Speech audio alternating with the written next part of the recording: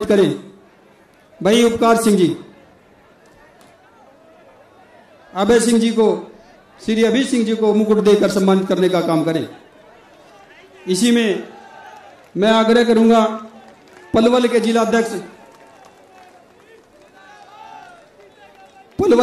जिलाध्यक्ष श्री नंदराम जी वो आए और आदरणीय श्री आकाश आनंद जी को मुकुट देकर सम्मानित करने का काम करें।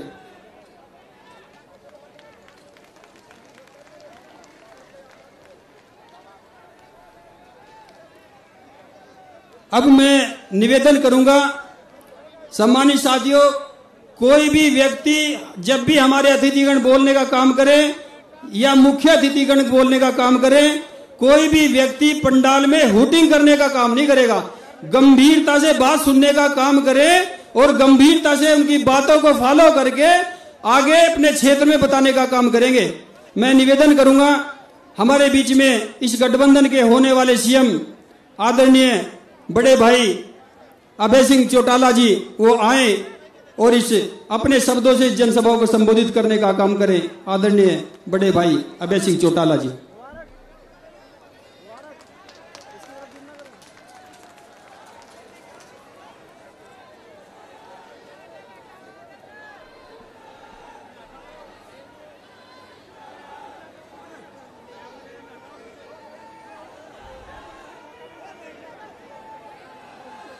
बहुत ही आदर और सम्मान के योग उत्तर प्रदेश की 4 बार रही मुख्यमंत्री, आज की हमारी जिला फरीदाबाद के पिरथा विधानसभा क्षेत्र में मुख्य अतिथि के रूप में आए बहन कुमारी मायावती जी, बहुजन समाज पार्टी के राष्ट्रीय कोऑर्डिनेटर भाई आकाश आनंद जी, बहुजन समाज पार्टी के पंजाब, हरियाणा और चंडीगढ़ के प्रभारी रणधीर बेनीवाल जी, मंच पे मेरे साथ बैठे हुए एनआईटी से बहुजन समाज पार्टी और इंडियन नेशनल लोकदल पार्टी के प्रत्याशी नगेंद्र बढ़ाना जी, फरीदाबाद से प्रत्याशी नरेंद्र पाल सिंह बघेल जी, पिरथा से आपके प्रत्याशी श्री सुरेंद्र वशिष्ठ जी,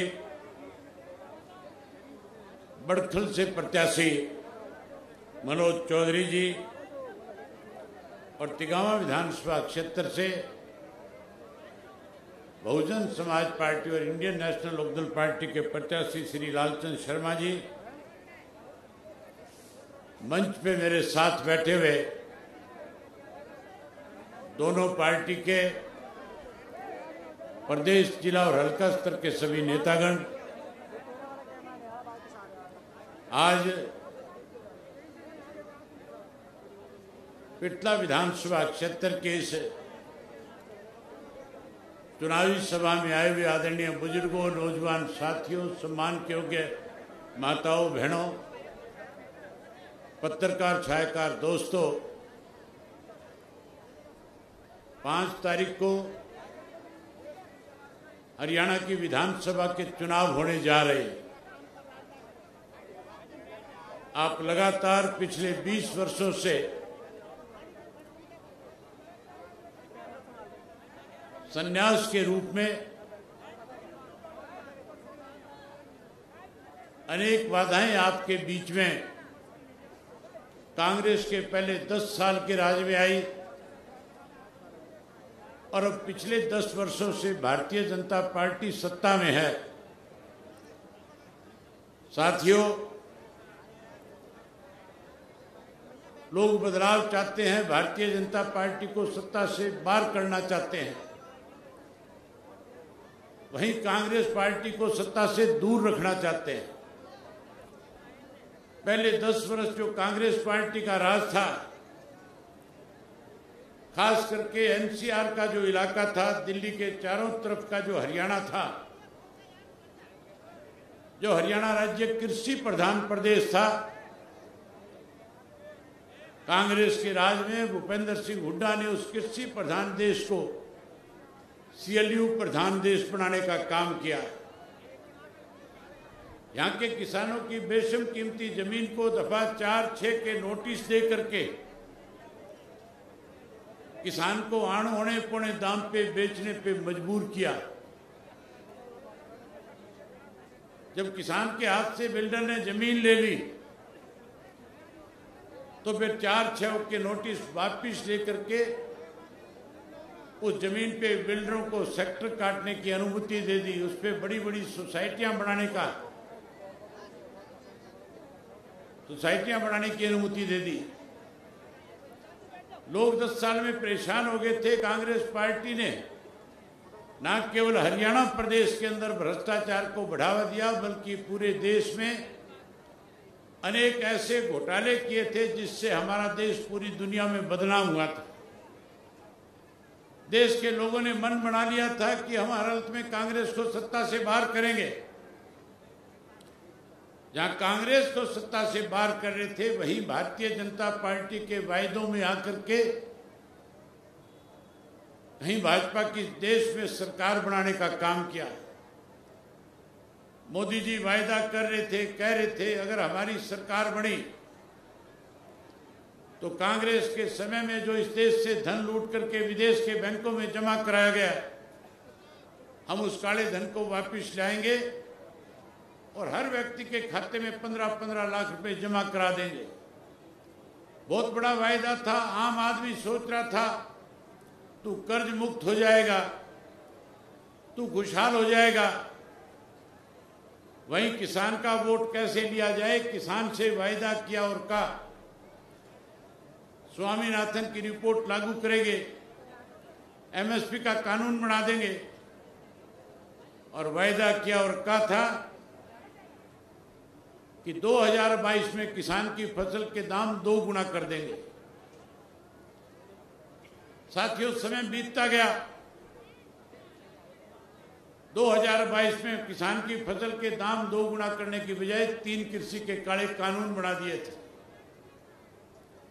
13 महीने किसान को दिल्ली के चारों तरफ हरियाणा के लगते हुए जो बॉर्डर थे, लाखों की संख्या में घर बार परिवार बच्चे छोड़ करके आंदोलन करने के लिए मजबूर होना पड़ा। 750 से ज्यादा किसानों ने शहादत दी। वादा किया था पढ़े लिखे नौजवान के साथ कि 2 करोड़ को हर वर्ष नौकरी देंगे, महंगाई कम करेंगे। आज देश में भारतीय जनता पार्टी की सरकार बनने के बाद महंगाई बढ़ी है, भ्रष्टाचार बढ़ा है, हरियाणा में कानून व्यवस्था खत्म हो गई है। वहीं उसके साथ साथ पढ़े लिखे नौजवान को रोजगार नहीं है। आज इसीलिए हरियाणा प्रदेश का नौजवान अपनी बेशम कीमती जमीन बेच करके विदेशों को पढ़ाई के लिए, नौकरी के लिए पलायन करने का काम कर रहा है। मैंने पूरे हरियाणा का भ्रमण किया, कोई गांव ऐसा नहीं है जिस गांव से सैकड़ों की संख्या में बच्चे जमीनें बेच बेच करके डोंकी वीजा के साथ विदेशों का पलायन ना कर गए हो। ये केवल सरकार की गलत पॉलिसी की वजह से हुआ। वहीं जहां हरियाणा दूध दही के मामले में पूरे देश और दुनिया में जाना जाता था, आज उस हरियाणा प्रदेश में नशा का बेशुमार मार बढ़ा हुआ है, अपराध बढ़े हैं। इसीलिए लोग परेशान है, सरकार को बदलना चाहते हैं। किसान दुखी है, मजदूर दुखी है, व्यापारी दुखी है, कर्मचारी दुखी है। आज तो सरकार के ऐसे फैसले हैं, वायदे तो किए थे कि हम लोगों के लिए सहूलियत की सुविधाएं प्रदान करेंगे, लेकिन ऐसे ऐसे फैसले लिए जिसकी वजह से हर वर्ग के लोग परेशान हो गए। अब बदलना चाहते हैं। आज पूरे हरियाणा प्रदेश के अंदर परसों चौधरी देवीलाल जी की जयंती थी। आप लोग भी बड़ी संख्या में आए हुए थे। पूरे हरियाणा प्रदेश से लाखों लोग उस चौधरी देवीलाल जी के सम्मान दिवस में चौधरी देवीलाल जी को जहां अपने श्रद्धा सुमन अर्पित करने आए थे, वहीं बहन मायावती जी का संदेश और आदेश सुनने के लिए आए थे कि बहन मायावती जी हमें क्या आदेश दे करके जाएंगी। और बहन जी ने खुल करके कहा कि अगर आप मजदूर की किसान की सरकार चाहते हो तो फिर एक एक बहुजन समाज पार्टी और इंडियन नेशनल लोकदल पार्टी के कार्यकर्ता को जब तक वोट ना पड़े 5 तारीख तक लगातार लोगों से संपर्क करें,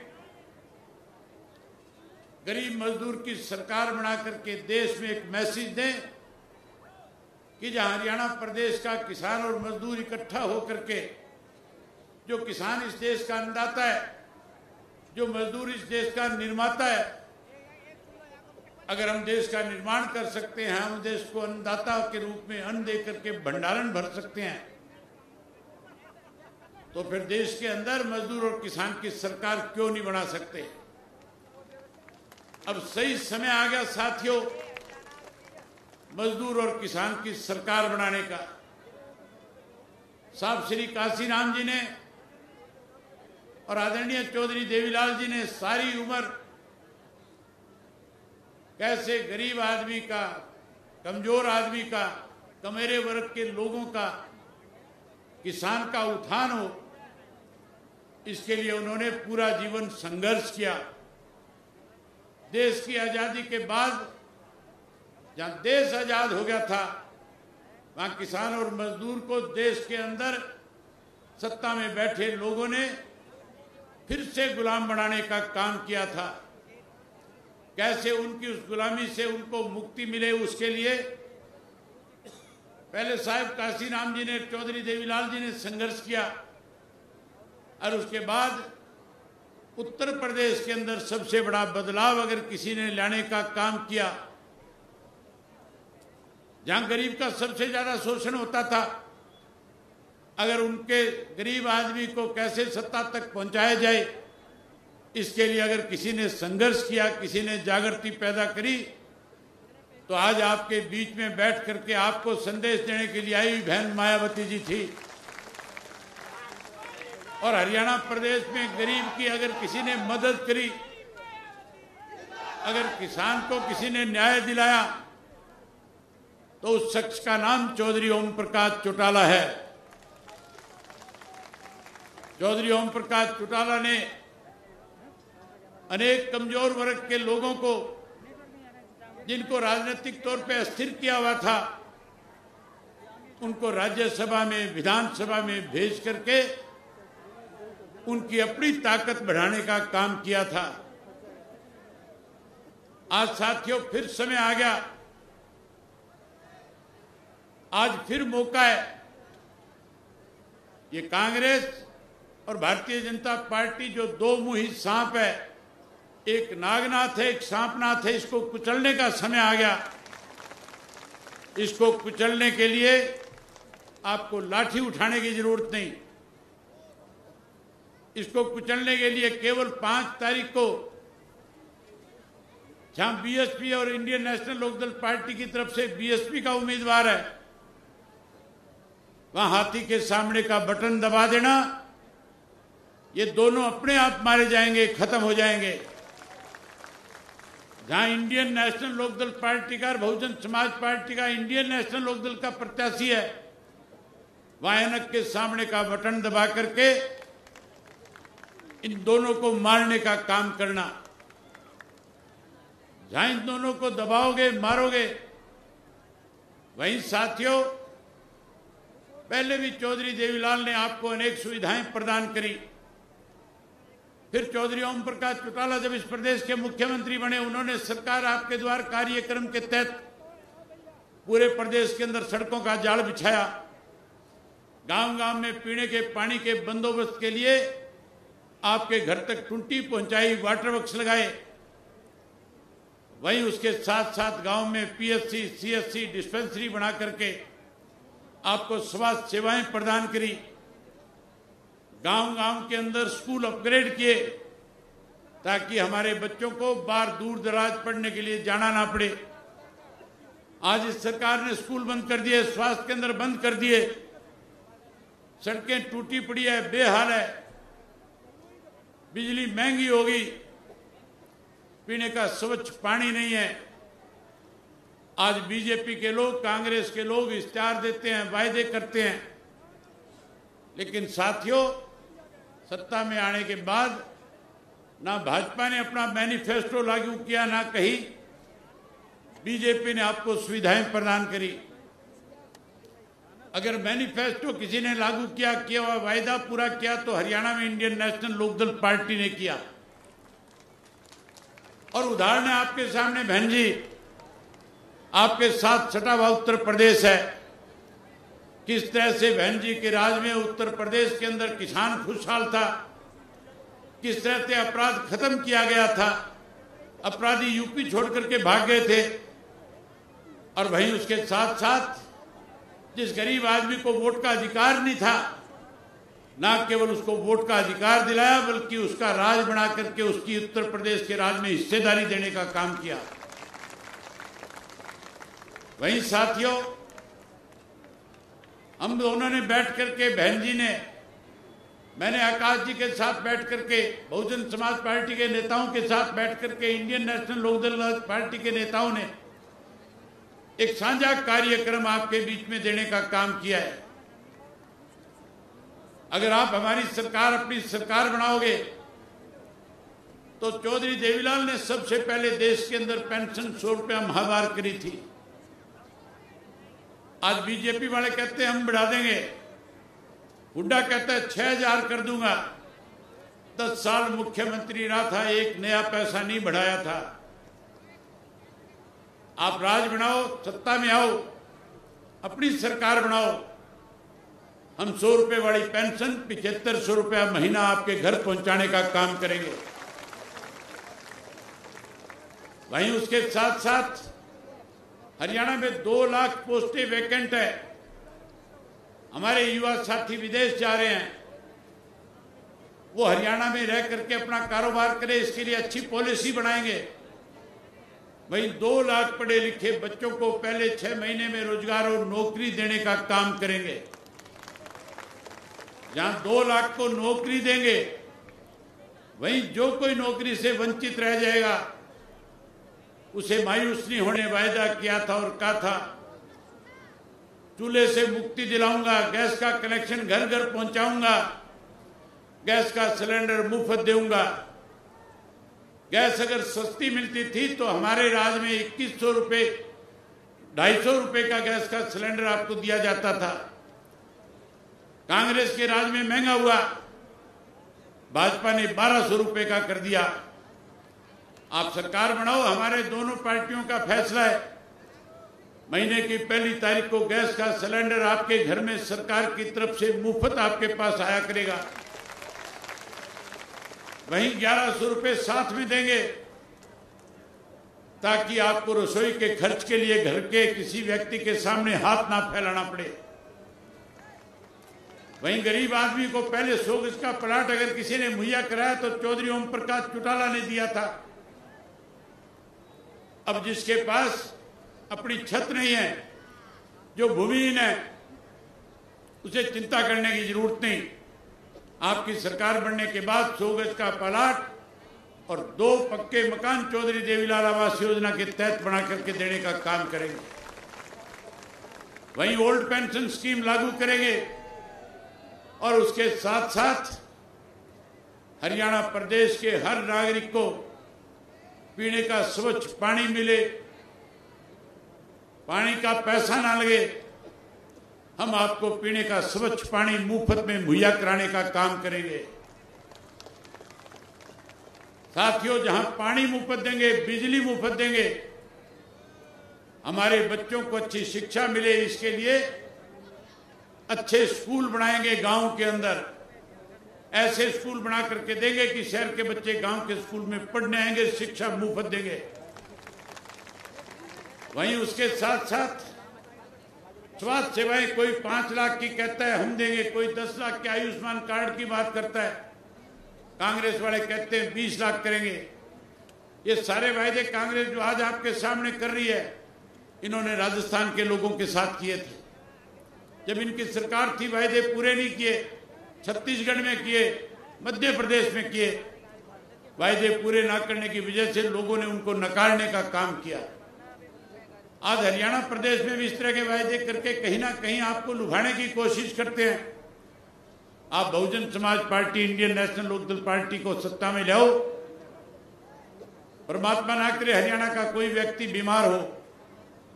हम तो स्वस्थ हरियाणा देखना चाहते हैं। चौधरी देवीलाल की सोच थी कि हरियाणा सबसे ज्यादा ताकतवर राज्य बने, सबसे मजबूत राज्य बने और हरियाणा देश के अंदर नंबर 1 राज्य बने। अगर कोई बीमार होगा चिंता करने की जरूरत नहीं होगी, इलाज चेक कहीं कराओगे, सारा पैसा हरियाणा प्रदेश की सरकार वहन करने का काम करेगी, एक पैसा आपका खर्च नहीं होगा। साथियों, मन बहुत था आपके साथ बहुत सारी बातें करूं, लेकिन मजबूरी है, मुझे भी वापस सरसा जाना है, वहां के कार्यक्रम है और बहन जी भी काफी समय पहले आगे थे। मैं इनसे पहले पहुंचना चाहता था, मैं इनसे इस बात के लिए माफी चाहता हूं। मेरी मजबूरी थी, मुझे आज टेक ऑफ नहीं करने दिया। वहां पे एयरफोर्स वालों की कोई एक्सरसाइज चल रही थी। कल वहां प्राइम मिनिस्टर ने आना है, इसलिए उड़ने में देरी होगी, इसलिए आपके बीच में लेट आया हूं। मैं आपका और समय जाया ना करके आपसे केवल ये आग्रह करूंगा कि अगर आप चाहते हो मजदूर और किसान का राज बने, तो फिर 5 तारीख तक जो बातें मैंने आपके सामने कही है, जो बहन जी संदेश आपको दे, वो संदेश जन जन तक पहुंचाना।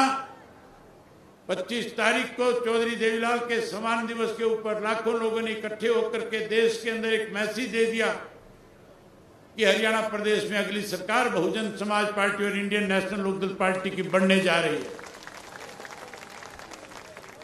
आज आपने भी इतनी बड़ी संख्या में आकर के, मैं प्रेस के साथियों से कहूंगा, चाहे राहुल गांधी की मीटिंग हो और चाहे प्राइम मिनिस्टर की मीटिंग हो, सब जगह पे ढो करके लोग लाए जाते हैं।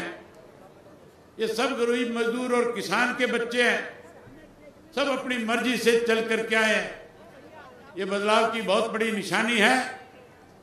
मैं आपसे एक बारी पत्रकार साथियों से कहूंगा, आप अपने कैमरों का मुंह पीछे की तरफ करें और आपसे कहूंगा कि एक बारी हाथ खड़ा करके कहो कि हम बदलाव लाएंगे, हम अपनी तरकार बनाएंगे। एक बार जोर से बोल को कहो कि हम अपनी सरकार बनाएंगे। बहुत धन्यवाद आपका।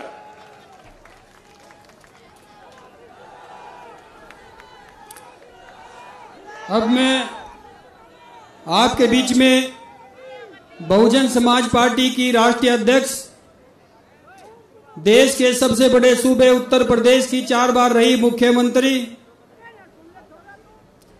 इस देश के मजलूमों, पीड़ितों, गरीबों, शोषितों की मसीहा, सर्वे समाज के मान और सम्मान की प्रतीक आदरणीय बहन कुमारी मायावती जी से निवेदन पूर्वक आग्रह करूंगा कि आएं और अपने शब्दों से इस जनसभा को संबोधित करने का काम करें।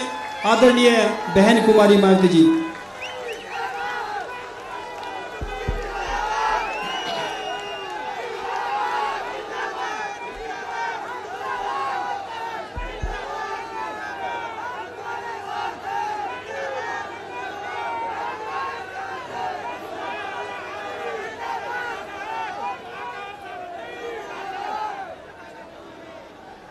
चुनावी जनसभा में इकट्ठा हुए बीएसपी व इन लोगों के बने इस गठबंधन के सभी छोटे बड़े पदाधिकारी, नेता एवं कार्यकर्तागण, आज आप लोग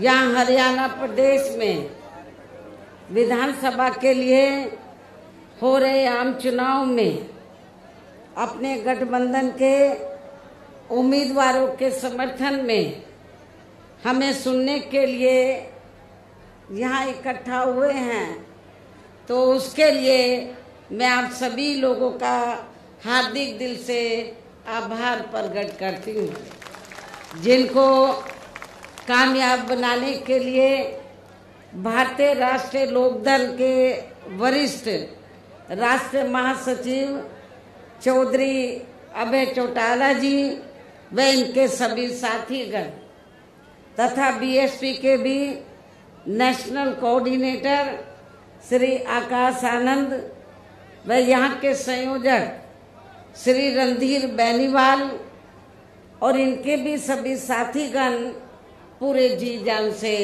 लगे हैं। और अब मैं आप लोगों का ध्यान यहाँ हरियाणा प्रदेश में विधानसभा के लिए हो रहे आम चुनाव में अपने इस बने गठबंधन की सरकार बनाने को लेकर कुछ जरूरी बातों की तरफ दिलाना चाहती हूँ। और इस संबंध में हमारी पार्टी का ये कहना है कि अपने देश को आज़ाद हुए व भारतीय संविधान को भी लागू हुए अब वर्षों बीत चुके हैं, और इस लंबी अवधि में केंद्र व आपके हरियाणा प्रदेश में भी विभिन्न विरोधी पार्टियों की सरकारें रही हैं। लेकिन दुख की बात यह है कि इस दौरान आपके हरियाणा प्रदेश में भी यहाँ विरोधी पार्टियों की रही सरकारों में सर्व समाज में से खासकर दलितों, आदिवासियों, पिछड़े वर्गों, मुस्लिम व अन्य अक़लियतों के साथ साथ गरीबों, मजदूरों, किसानों, व्यापारियों एवं अन्य मेहनतकश लोगों का भी पूर्ण रूप से विकास व उत्थान आदि नहीं हो सका है, जिनकी सरकारों की गलत नीतियों एवं गलत कार्य प्रणाली आदि को अब इन्हें और ज़्यादा आजमाने की ज़रूरत नहीं है। और इस मामले में खास तौर से मैं दलितों, आदिवासियों व अन्य पिछड़े वर्गों के लोगों को ये बताना चाहूँगी कि इन वर्गों को यानी कि पूरे देश में SC, ST और OBC, अनुसूचित जाति, जनजाति व अन्य पिछड़े वर्गों के लोगों को परम पूज्य बाबा साहब डॉक्टर भीमराव अंबेडकर के कड़े संघर्ष एवं अथक प्रयासों से भारतीय संविधान में मिले कानूनी अधिकारों में से विशेषकर सरकारी नौकरियों में जो इन्हें आरक्षण की सुविधा मिली है, तो उसे यहाँ पहले कांग्रेस की और अब बीजेपी की तथा अन्य पार्टियों की भी रही सरकारों की जातिवादी सोच व मानसिकता के चलते इन्हें यह आरक्षण का पूरा लाभ नहीं मिल पा रहा है। ये पार्टियां इन्हें यह आरक्षण का पूरा लाभ नहीं दे पा रही हैं, और अब तो इनके इस आरक्षण को ये पार्टियां मान्य कोर्ट की आड़ में इसे प्रभावहीन बनाने में व खत्म करने की भी पूरी कोशिश में लगी हुई है।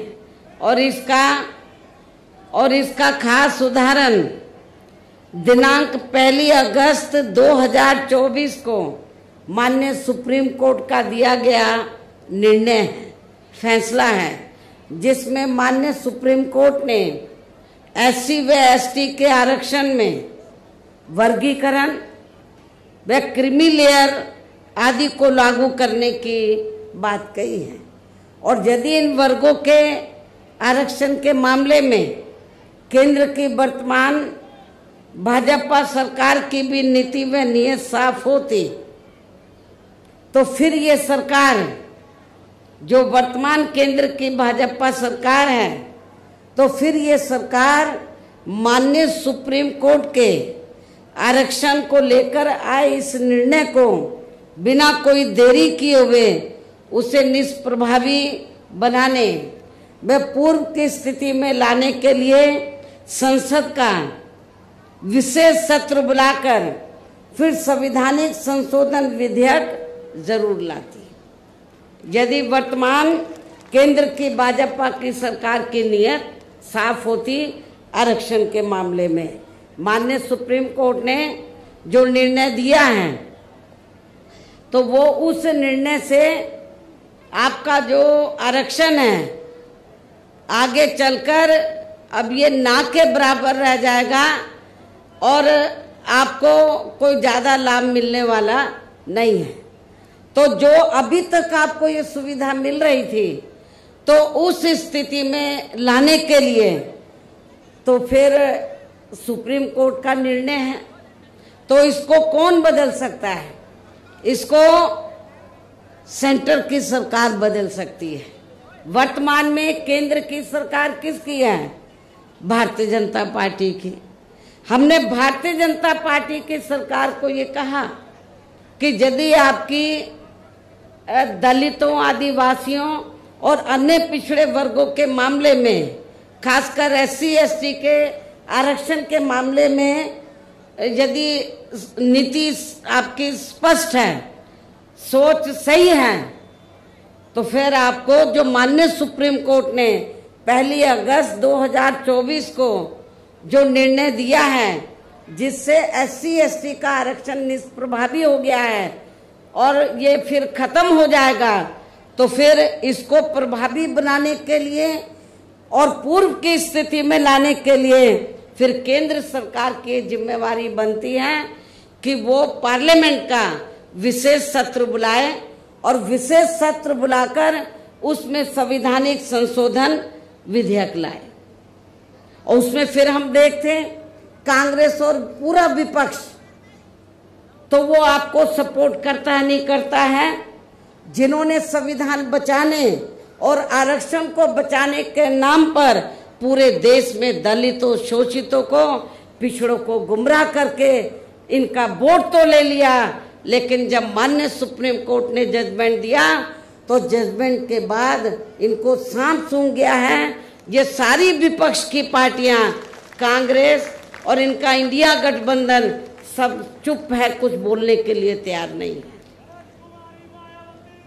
लेकिन हमारे लोगों ने भी बहुत बड़ी गलती की, उनके बहकावे में आ गए।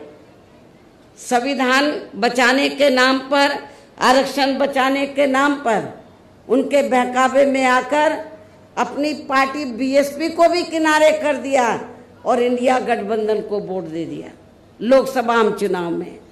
लेकिन अब क्या हो रहा है?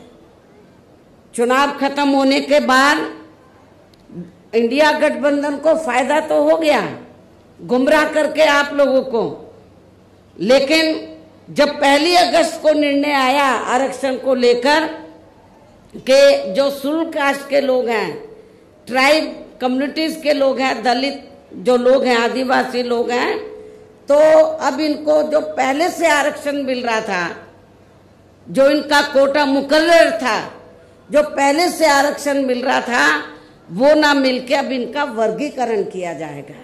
जिनको जरूरत है उनको दिया जाएगा और शेड्यूल कास्ट में जो जातियां मजबूत होगी उनको किनारे कर दिया जाएगा। ये जजमेंट है।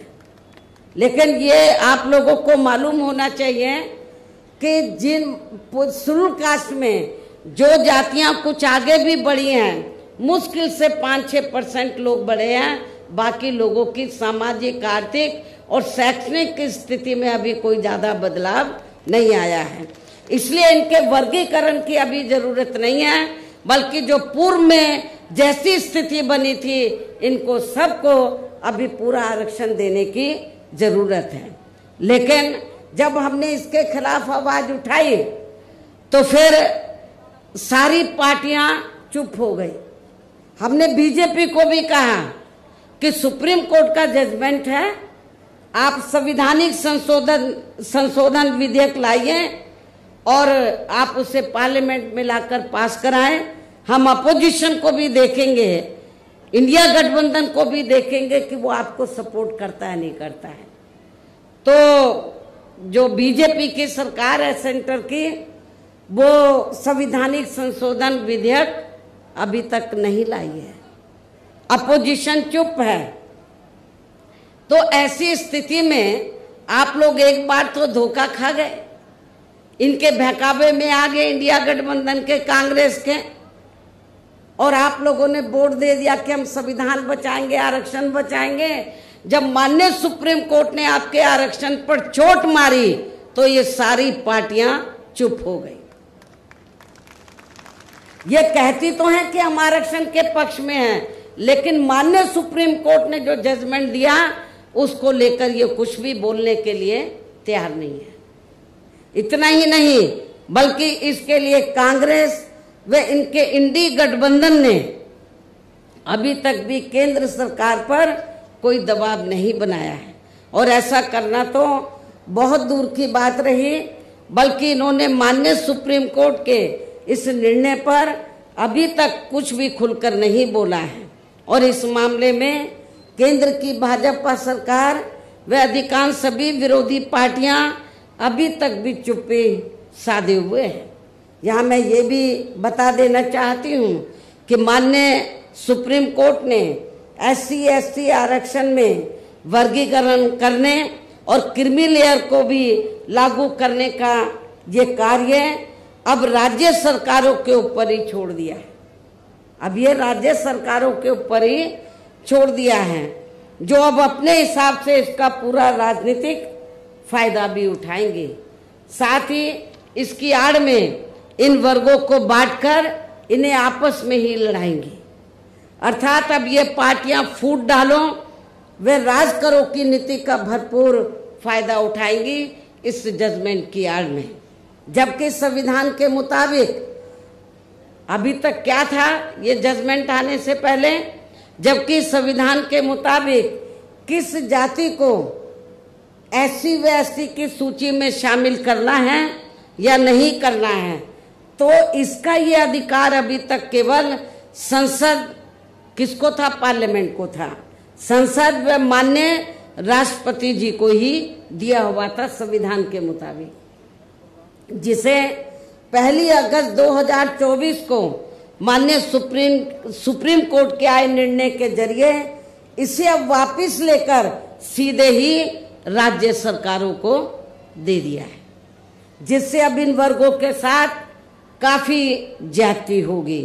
अर्थात इनका अब ये आरक्षण ना के बराबर ही रह जाएगा।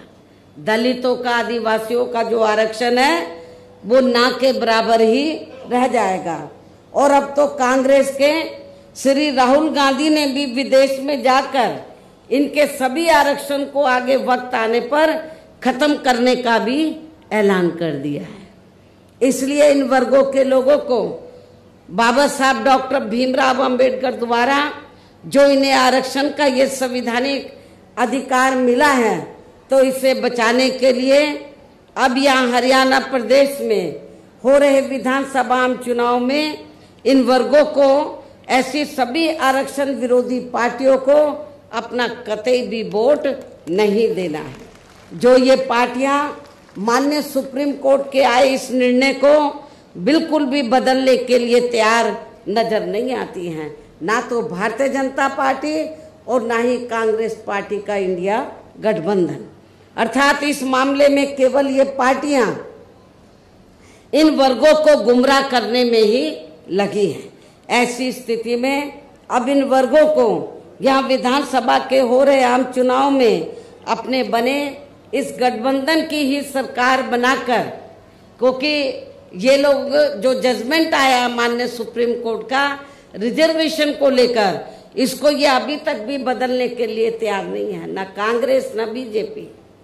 तो ऐसी स्थिति में अब आप लोगों को करना क्या है, यह अपने गठबंधन की सरकार बनाकर इसे लागू होने से, ये जो अभी नया जजमेंट आया है, तो अपने यहाँ गठबंधन की सरकार बनाकर इसे लागू होने से तब तक लटका कर व रोक कर रखना है जब तक केंद्र व विपक्ष द्वारा इस निर्णय को संवैधानिक संशोधन के जरिए खत्म करके इसे पुरानी स्थिति में बहाल नहीं कर दिया जाता है। गठबंधन की सरकार यहाँ बनती है, हमारी गठबंधन की हमारे हाथ में है कि इसे लागू करे या ना करे। इसको हम लटका के रख सकते हैं। सुप्रीम कोर्ट का जजमेंट है तो इसको हम आगे बढ़ा सकते हैं। कब तक? जब तक केंद्र व विपक्ष द्वारा इस निर्णय को संवैधानिक संशोधन के जरिए खत्म करके इसे पुरानी स्थिति में बहाल नहीं कर दिया जाता है। इसलिए ऐसी स्थिति में अब आपको एक तरफा अपना वोट केवल बीएसपी व इन्हें लोग के बने अपने इस गठबंधन को ही देना है, ताकि सत्ता में आकर यहाँ आपके स्टेट में माननीय सुप्रीम कोर्ट के इस निर्णय पर कुछ हद तक अंकुश लगाया जा सके। इतना ही नहीं बल्कि केंद्र व राज्यों में कांग्रेस, बीजेपी व अन्य जातिवादी पार्टियों की रही सरकारों ने इनका आरक्षण का कोटा अभी तक भी पूरा नहीं भरा है, जिससे फिर अंत में किसी न किसी रूप में सामान्य वर्गों को ही दे दिया जाता है। जबकि उत्तर प्रदेश में जब हमारी पार्टी की सरकार बनी, हमने विशेष अभियान चलाकर इस आरक्षण के कोटे को हमने पूरा कराया था। पदोन्नति में आरक्षण को तो इन्होंने मान्य कोर्ट की आड़ में काफी हद तक खत्म ही कर दिया है। इसके साथ ही केंद्र व राज्यों की भी सरकारों द्वारा इन वर्गों के लोगों को प्राइवेट सेक्टर में आरक्षण दिए जाने की व्यवस्था किए बिना ही इनके ज्यादातर सरकारी कार्य अब यहाँ प्राइवेट सेक्टर के जरिए ही देश के अधिकांश बड़े बड़े पूंजीपतियों व धन्ना सेठों को ही दिए जा रहे हैं, जिसके कारण आपके यहाँ हरियाणा प्रदेश सहित पूरे देश में अब इन वर्गों के लोगों को आरक्षण का बहुत कम ही लाभ मिल पा रहा है, क्योंकि प्राइवेट सेक्टर में आरक्षण की व्यवस्था नहीं है। और इससे अब पूरे देश में दलितों व आदिवासियों के साथ साथ अन्य पिछड़े वर्गों को भी काफी ज्यादा नुकसान हो रहा है। जबकि अन्य पिछड़े वर्गों के लोगों को ये भी मालूम होना चाहिए, इन्हें मंडल कमीशन की रिपोर्ट के तहत आरक्षण की ये सुविधा केंद्र में कांग्रेस पार्टी की रही सरकार में नहीं मिली है, बल्कि बीएसपी के कड़े संघर्ष एवं अथक प्रयासों से केंद्र में रही श्री बीपी सिंह की सरकार में ही मिली है। हमें काफी स्ट्रगल करना पड़ा, जिसका भी अब यहाँ जातिवादी विरोधी पार्टियों की चल रही सरकारें इन्हें पूरा लाभ नहीं दे पा रही हैं। इसके साथ ही श्री बीपी सिंह की सरकार में ही इन वर्गों के मसीहा परम पूज्य बाबा साहब डॉक्टर भीमराव अंबेडकर को भी यहाँ भारत रत्न की उपाधि से सम्मानित किया गया है। जब बीपी सिंह की सरकार थी तो तभी बाबा साहब को भारत रत्न की उपाधि से सम्मानित किया गया था, जिसके लिए वो हर प्रकार से पात्र भी थे। जबकि इन्हें ये सम्मान इनके जीते जी केंद्र में रही कांग्रेस पार्टी की सरकार में बहुत पहले ही मिल जाना चाहिए था, लेकिन इस पार्टी की सरकार ने इनके देहांत के बाद भी इन्हें ये सम्मान नहीं दिया। कांग्रेस पार्टी की सरकार ने इनके देहांत के बाद भी इन्हें ये सम्मान नहीं दिया।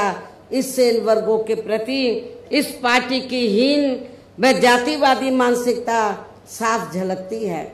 इतना ही नहीं बल्कि इनके कारवां को आगे बढ़ाने वाले वे हर मामले में समर्पित व्यक्तित्व मान्यवर श्री कांशीराम जी के देहांत होने पर केंद्र में रही इसी कांग्रेस पार्टी की सरकार ने इनके सम्मान में एक दिन का भी राष्ट्रीय शोक घोषित नहीं किया था।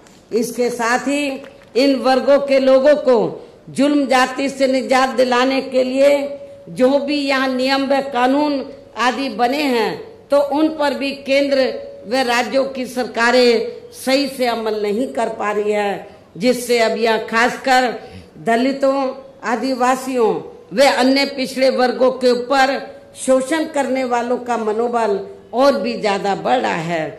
और ये सब हमें यहाँ आपके हरियाणा प्रदेश में भी काफी कुछ देखने के लिए मिल रहा है।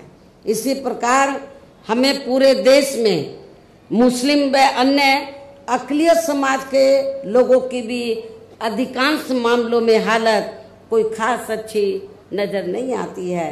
इनके साथ साथ अपर कास्ट समाज व जाट समाज में भी खासकर गरीब लोगों की भी आर्थिक स्थिति अभी भी यहाँ आपके हरियाणा प्रदेश सहित पूरे देश में काफी ज्यादा खराब व दयनीय ही बनी हुई है।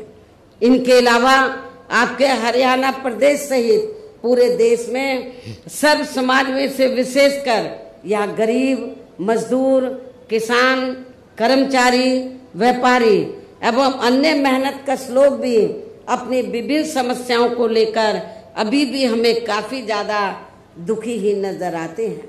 और इनमें भी किसान वर्ग तो केंद्र में अभी तक की रही सभी सरकारों द्वारा बनाई गई उनकी गलत नीतियों के कारण अब काफी ज्यादा परेशान व दुखी भी रहा है और अभी भी है।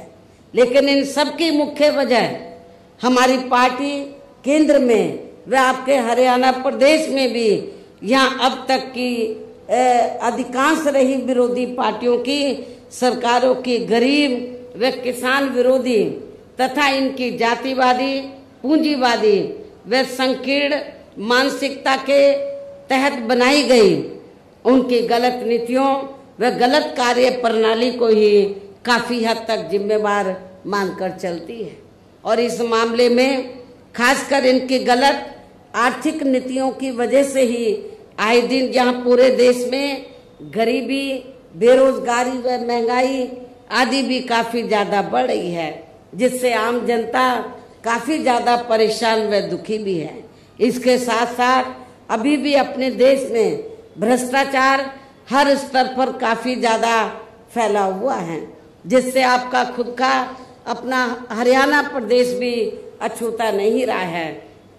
और इन सब का मुख्य कारण हमारी पार्टी आजादी के बाद से लेकर अभी तक केंद्र व देश के अधिकांश राज्यों में तथा आपके खुद के अपने हरियाणा प्रदेश में भी ज्यादातर सत्ता या खासकर पूंजीवादी पार्टियों के ही हाथों में आने को मानकर चलती है, जिसके कारण ही अब पूरे देश में व आपके खुद के अपने प्रदेश में भी अभी भी हमें यहाँ सर्व समाज के लोग अधिकांश मामलों में काफी ज्यादा दुखी व परेशान ही नजर आते हैं।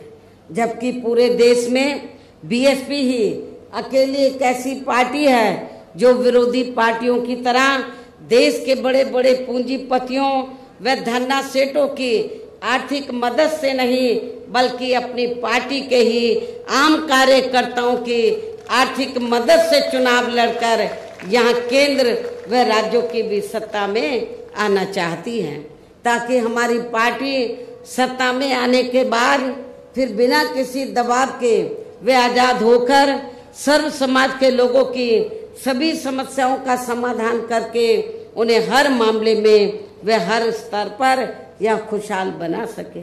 और इसी आधार पर चलकर ही आबादी के हिसाब से देश के सबसे बड़े प्रदेश उत्तर प्रदेश में, आपका पड़ोसी राज्य है उत्तर प्रदेश, तो देश के सबसे बड़े प्रदेश उत्तर प्रदेश में 4 बार हमारी पार्टी ने अपने नेतृत्व में वहां सरकार भी बनाई है।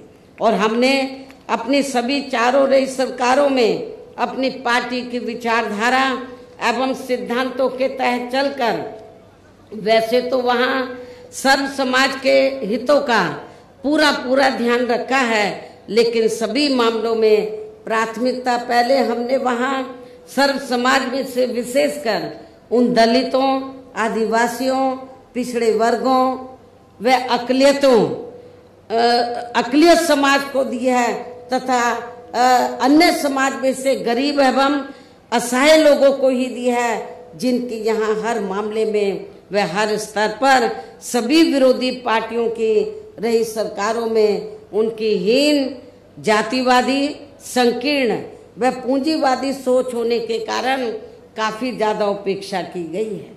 इसके साथ साथ हमने उत्तर प्रदेश में, आपको मैं ये बताना चाहती हूँ कि हमने उत्तर प्रदेश में गरीब एवं बेरोजगार लोगों को दूसरी पार्टियों की रही सरकारों की तरह मामूली सा बेरोजगारी भत्ता न देकर उन्हें बड़ी तादाद में सरकारी एवं गैर सरकारी क्षेत्रों में स्थायी रोजगार भी उपलब्ध कराए। इसके साथ ही गरीब भूमिहीन लोगों को खेती करने के लिए उन्हें फ्री सरकारी जमीन भी दी है।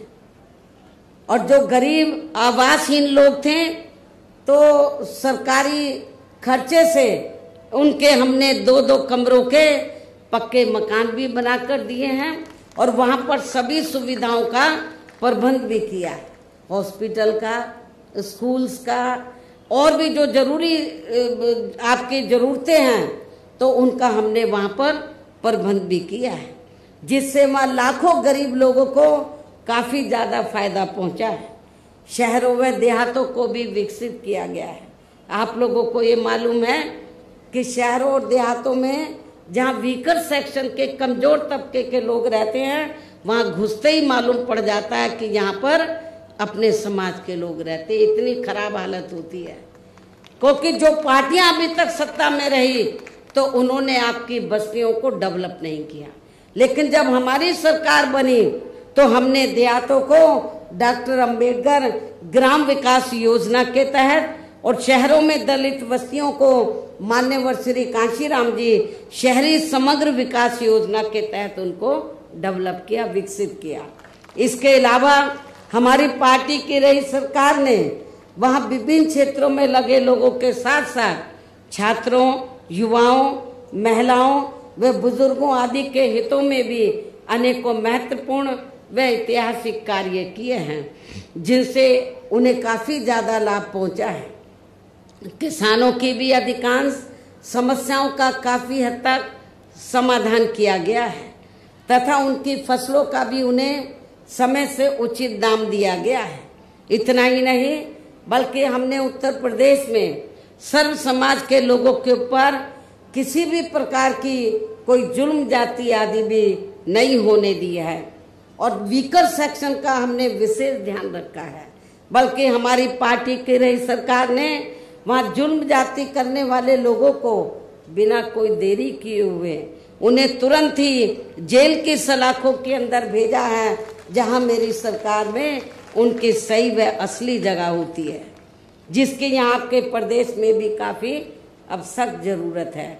इसके साथ ही हमारी पार्टी की रही सरकार ने अपने देश में दलित एवं अन्य पिछड़े वर्गों में समय समय पर जन्मे यहाँ महान संतों, गुरुओं व महापुरुषों में भी खासकर महात्मा ज्योतिराव फूले, श्री छत्रपति शाहू जी महाराज, श्री नारायणा गुरु, बाबा साहब डॉक्टर भीमराव अंबेडकर एवं मान्यवर श्री कांशीराम जी आदि को भी विभिन्न रूपों में पहली बार वह पूरा आदर सम्मान दिया है, जिन्हें विरोधी पार्टियों के लोग अभी तक भी आसानी से पचा नहीं पा रहे हैं। इस प्रकार से उत्तर प्रदेश में हमारी पार्टी ने अपने सभी चारों रहे शासनकाल के दौरान वहाँ हर मामले में व हर स्तर पर सर्व समाज के लोगों को काफी बेहतरीन सरकार दी है। और यदि आप लोग भी यहाँ अपने हरियाणा प्रदेश में गरीबों, किसानों व आम जनहित के तथा विशेषकर कमजोर एवं उपेक्षित वर्गों के हितों में ऐसे ही कार्य करना चाहते हैं, इसके साथ ही आपके प्रदेश की जनहित से जुड़ी जो भी यहाँ स्थानीय समस्याएं हैं तो उन्हें भी आप दूर करना चाहते हैं, तो फिर आप लोगों को भी उत्तर प्रदेश की तरह ही यहाँ अपने हरियाणा प्रदेश में भी अपने इस बने गठबंधन के ही सर्वजन हिताय व सर्वजन सुखाय की नीतियों पर आधारित ही सरकार बनानी होगी, जिसके लिए अब आप लोगों को यहाँ अपने हरियाणा प्रदेश में विधानसभा के लिए हो रहे आम चुनाव में अपने गठबंधन का ही बेहतर रिजल्ट लाना होगा। इसके साथ साथ आप लोगों को वोट पड़ने तक यहाँ की सत्ताधारी पार्टी व अन्य सभी विरोधी पार्टियों के साम दाम दंड भेद आदि हथकंडों से भी जरूर सावधान रहना है। और इस मामले में खासकर आप लोगों को विरोधी पार्टियों के जारी किए गए उनके हवाई व प्रलोभन भरे चुनावी घोषणा पत्रों आदि के बहकावे में भी कतई नहीं आना है, जिन्हें ये पार्टियां सत्ता में आने के बाद अधिकांश अमल में नहीं लाती हैं, जिस पर से अब जनता का काफी हद तक विश्वास ही उठ गया है। इसलिए हमारी पार्टी किसी भी चुनाव में अपना कोई भी चुनावी घोषणा पत्र आदि जारी नहीं करती है। वैसे भी हमारी पार्टी कहने में बहुत कम बल्कि कार्य करके दिखाने में ही ज्यादा विश्वास रखती है। अर्थात जो कहती है तो उसे करके भी दिखाती है, और ये सब हमने उत्तर प्रदेश में करके भी दिखाया है। और अब संक्षेप में मेरा यही कहना है कि आप लोगों को अपने खुद के व अपने हरियाणा प्रदेश के भी हित में यहाँ बीएसपी व इनेलो के बने अपने इस गठबंधन की ही सरकार बनाना बहुत जरूरी है। और अब आप लोगों को अपने इस गठबंधन के ही उम्मीदवारों को ज्यादा से ज्यादा कामयाब बनाना है, जिसके लिए बीएसपी के उम्मीदवारों को हाथी चुनाव चिन्ह के सामने वाले बटन को दबा के तथा भारतीय राष्ट्रीय लोक दल के उम्मीदवारों को चश्मा चुनाव चिन्ह के सामने वाले बटन को दबा के इन्हें जरूर जिताना है। इस प्रकार से आप लोगों को अपने बने इस गठबंधन की ही पूर्ण बहुमत की सरकार बनाना है, और सरकार बनने पर फिर गठबंधन की ओर से आपके हरियाणा प्रदेश का मुख्यमंत्री चौधरी श्री अभय चौटाला जी को ही बनाया जाएगा, जिनको मेरे आशीर्वाद के साथ साथ इनके पिता चौधरी ओम प्रकाश चौटाला जी का भी पूरा आशीर्वाद प्राप्त है। वैसे स्वर्गीय चौधरी देवीलाल जी का भी हमेशा इन पर आशीर्वाद बना रहा है। इनके साथ साथ गठबंधन की ओर से बीएसपी का एक डिप्टी सीएम दलित वर्ग का तथा दूसरा डिप्टी सीएम अन्य पिछड़ा वर्ग या अपर कास्ट समाज में से ही बनाया जाएगा। और ये दोनों डिप्टी सीएम कौन होंगे, इसका फैसला इस चुनाव का नतीजा आने के बाद ही किया जाएगा। इन्हीं जरूरी बातों के साथ ही अब मैं आप सभी लोगों से अपने बने इस गठबंधन के अधिकांश उम्मीदवारों को जिताकर अपनी यह गठबंधन की ही सरकार जरूर बनाना है। इस उम्मीद के साथ ही अब मैं केंद्र सरकार से देश में जातीय जनगणना कराने के लिए भी विशेष अनुरोध करती हूँ, जिसको पहले केंद्र में रही कांग्रेसी सरकार ने और अब वर्तमान में चल रही बीजेपी की सरकार ने भी इसे अभी तक भी लटका के रखा हुआ है, जो उचित नहीं है। इसके लिए भी इनसे विशेष आग्रह के साथ ही अब मैं अपनी बात यही समाप्त करती हूँ। धन्यवाद। जय भीम व जय भारत।